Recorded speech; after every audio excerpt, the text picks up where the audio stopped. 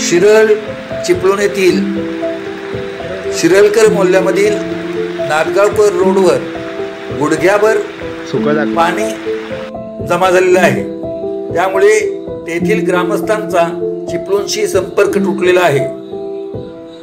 सदरच्या रोडची उंची कमी असल्याने थोड्याशा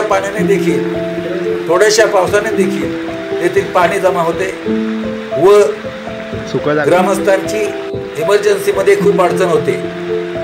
तरी प्रशासनाने लक्ष देऊन सदरच्या रोडची उंची वाढवावी अशी मागणी तेथील ग्रामस्थ करीत आहेत।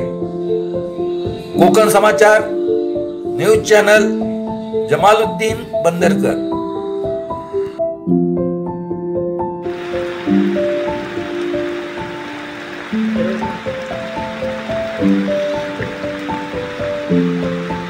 सुका दाखव।